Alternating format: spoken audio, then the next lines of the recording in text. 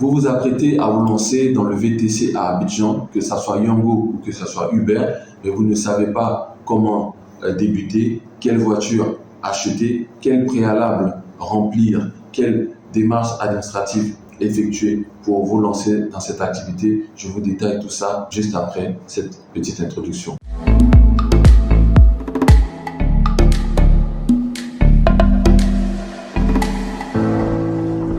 Bonjour, moi c'est Niepa Joël Anani, je suis un membre de la diaspora rentré au pays investir. Ça fait maintenant 10 ans que je me suis lancé en Côte d'Ivoire, mais je suis rentré récemment m'installer définitivement. Dans cette chaîne, je partage avec toi des astuces, des idées, des bonnes adresses sur différents business dans lesquels moi-même je me suis investi. Je t'accompagne pas à pas à travers des coachings et des accompagnements pour pouvoir toi aussi réussir ton retour au pays ou bien ton investissement au pays pour pourquoi pas un jour rentrer. Si c'est une thématique qui t'intéresse, abonne-toi, active surtout la cloche de notification de sorte à ce que à chaque vidéo postée, tu puisses être informé automatiquement. En général, je poste entre 1 et 3 vidéos par semaine. En tout cas, c'est le souhait, c'est la promesse. Tu réfléchis à te lancer dans le véhicule de transport avec chauffeur, Yango ou Uber, tu ne sais pas comment choisir le véhicule. Ce que je peux te dire, c'est que dans cette activité de transport, il y a 3 facteurs. Il y a 3 facteurs déterminants. Le premier facteur, c'est le choix du véhicule. Okay? Le deuxième facteur,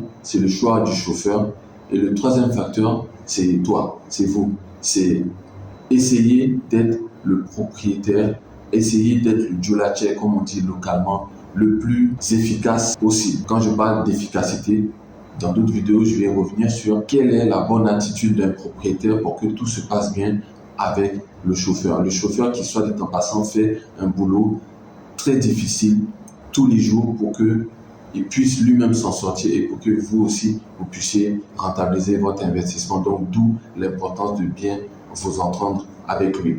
Donc, ces 3 facteurs-là. Le premier facteur qui faisait défaut à l'époque, avant, lorsque les gens échouaient dans le transport, c'était que les voitures étaient problématiques. Problématiques dans le sens où très souvent, c'était des vieilles voitures avec déjà beaucoup de pannes et des voitures qui étaient inadaptées pour un contexte africain pour rouler en Côte d'Ivoire où encore beaucoup de routes sont encore non goudronnées et très souvent impraticables. Pour la voiture, ce que je peux vous conseiller, ce que je peux vous donner comme astuce, idéalement, c'est de partir sur un véhicule qui est neuf, un véhicule à 0 km, façon de parler, puisqu'elle a toujours des kilomètres quand elle arrive entre vos mains, mais en général, c'est 10, 20, 30, 40, maximum 60 km lorsque la voiture vous parle. Après, au niveau de la marque du véhicule, il n'y a pas une recommandation qui est plus importante que l'autre. Il n'y a pas une recommandation particulière. Mais partez sur un véhicule qui est neuf. Et moi, ma petite astuce, c'est de partir sur un véhicule qui est assez haut en hauteur. Pourquoi? Parce que, en général, les personnes qui utilisent les services de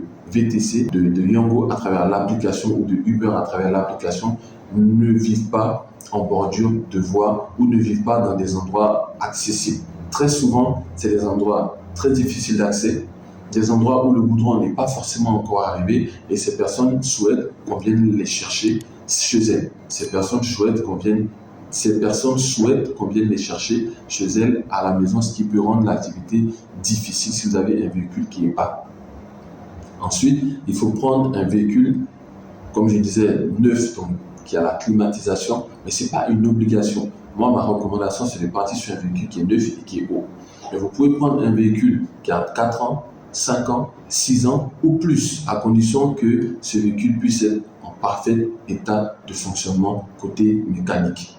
Idéalement, si vous avez la climatisation, c'est mieux pour vous parce que ça vous donne la possibilité de prendre des clients en éco, donc éco, qui sont des voitures beaucoup plus anciennes, où très souvent il n'y a pas la climatisation, donc pour le confort, c'est limite, ou de faire du confort parce que votre véhicule est beaucoup plus neuf et parce que votre véhicule a la climatisation. Et en général, les gens qui appellent des véhicules de transport, les véhicules de tourisme avec chauffeur, c'est des personnes qui aspirent à une certaine qualité, qui aspirent à une certaine propreté et à un certain confort. Donc c'est mieux pour vous et c'est là aussi qu'il y a des pourboires parce que c'est un certain type de personnes. Voilà, donc pas forcément neuf, mais nous préconisons des véhicules neufs.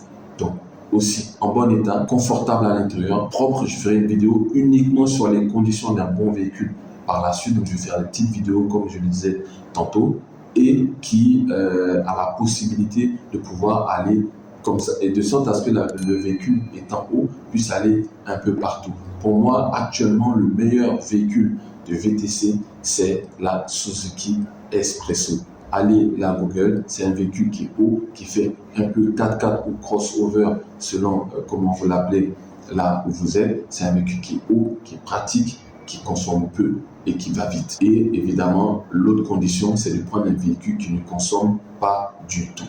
En général, 3 cylindres, 4 cylindres, c'est suffisant. Une voiture qui ne consomme pas du tout, avec très peu d'électronique. Vous comprendrez pourquoi mon choix s'est porté sur la marque Suzuki et le modèle Espresso, parce que c'est celui qui est haut. Après, vous avez la Alto pour un budget beaucoup plus modeste, et puis vous avez la Desire qui est au-dessus pour gagner en confort, mais cette voiture est beaucoup plus basse que la Espresso. Ensuite, l'autre facteur, c'est le chauffeur. Donc, pour revenir au véhicule, si votre véhicule est problématique, s'il est en panne, vous allez faire de votre chauffeur un mauvais chauffeur. C'est lié. Pourquoi? Parce que c'est un chauffeur qui va récupérer un véhicule qui a beaucoup de problèmes, qui est tout le temps nécessiteuse, et automatiquement, voici comment les problèmes de recettes commencent. Puisque ne pouvant pas travailler ou étant empêché de travailler normalement, il a tous les arguments qu'il faut pour faire des réparations qui viendront en déduction de votre recette. Tous les gens, toutes les personnes, tous les porteurs de projets qui ont échoué à l'époque ou même qui continuent d'échouer dans le domaine du transport, soit c'est un mauvais véhicule, soit c'est un mauvais chauffeur, donc qui était peut-être bon chauffeur, mais qui est devenu mauvais parce que en même temps, on lui demande une recette fixe, mais en même temps, le véhicule n'est pas en forme. Donc, dans mon expérience, un véhicule neuf améliore les compétences améliore le sérieux du chauffeur, sachant que il faut toujours faire un recrutement soigné, en passant par des entretiens, en passant par des CV. Il faut éviter ce qu'on appelle des chauffeurs clé voiture. C'est-à-dire, voilà, bonjour, comment tu t'appelles? Tiens la clé, va conduire. Il faut éviter ça. Aux entretiens, vous prenez le permis, vous prenez la carte grise. Je ferai une vidéo spécialement sur des astuces, des techniques pour sécuriser votre investissement. Là, je survole rapidement, mais j'y reviendrai. Voilà, donc vous garantissez, vous balisez comme ça votre activité, et normalement, vous devriez pouvoir vous en sortir. Nouvelle voiture ou véhicule en bon état, haut de préférence, avec la climatisation, confortable et propre à l'intérieur. Ça dépend du chauffeur. Mais quand on donne une bonne voiture au chauffeur, en général, il se comporte bien, il est content d'être là, il apprécie, et lui-même, il soigne le véhicule. Ça, c'est si vous l'avez bien recruté. Et puis, le plus difficile, vous-même, en tant que propriétaire, quelle relation vous installez entre vous et vos chauffeurs? C'est très important. Quel est le lien qu'il y a entre vous? C'est très important. Dans un contexte africain, on a tendance à minimiser, à mépriser on va dire nos subordonnés, les gens qui travaillent pour nous. Ça part du chauffeur personnel à la dame de ménage, aux employés. Voilà, on a tendance à minimiser ces personnes-là. Pourtant, elles jouent un rôle capital dans notre vie. En tant que propriétaire, c'est ta relation avec les chauffeurs qui vont faire durer cette relation. C'est la manière dont tu le prends, c'est la manière dont tu le parles, c'est les conditions que tu mets en place pour que lui aussi puisse faire son travail de façon consciencieuse et sérieuse. Pourquoi? Parce que comme j'ai l'habitude de le dire, en tant qu'entrepreneur, en tant que porteur de projet, vous avez une vision. Mais les personnes qui travaillent pour vous ont aussi leur propre vision. Pourquoi mettront-elles leur vision à part pour réaliser la vôtre? C'est parce que vous savez les intéresser, c'est parce que vous savez leur parler, c'est parce que vous savez les impliquer dans votre projet pour qu'ils puissent oublier les leurs un temps soit peu, peut-être qu'ils y reviendront après pour épouser la vôtre et travailler dans l'intérêt de vous, votre business. Donc, bonne voiture, pas forcément neuve, mais en bon état, va vous donner un bon chauffeur que vous aurez évidemment bien recruté, consciencieusement recruté, en ayant balisé votre activité, votre relation avec lui, et puis être le meilleur propriétaire possible. Moi, tous les jours, je me demande comment faire pour m'améliorer en tant que propriétaire, de sorte à ce que mes chauffeurs puissent rester avec moi le plus longtemps possible, que ce soit en chauffeur ou alors en évoluant vers d'autres postes. Si cette vidéo t'a aidé à mieux comprendre ces 3 étapes-là pour bien débuter dans l'activité, like-la, s'il te plaît, commente-la pour envoyer des bons signaux à YouTube et partage-la à quelqu'un qui en a besoin. N'hésite pas également à t'abonner et à activer la cloche de notification pour que tu puisses profiter de toutes les vidéos qui vont sortir sur cette thématique. Et pour plus d'informations, tous nos contacts sont en barre de description. J'ai mon agenda en ligne également pour pouvoir prendre un rendez-vous de 30 minutes ou de 1 heure pour pouvoir échanger sur ton projet.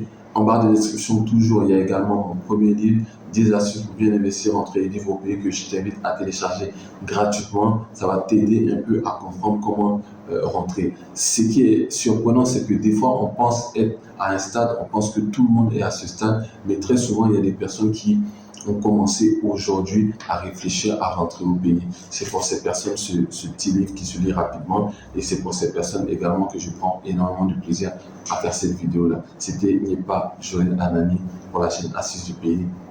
À la prochaine opportunité.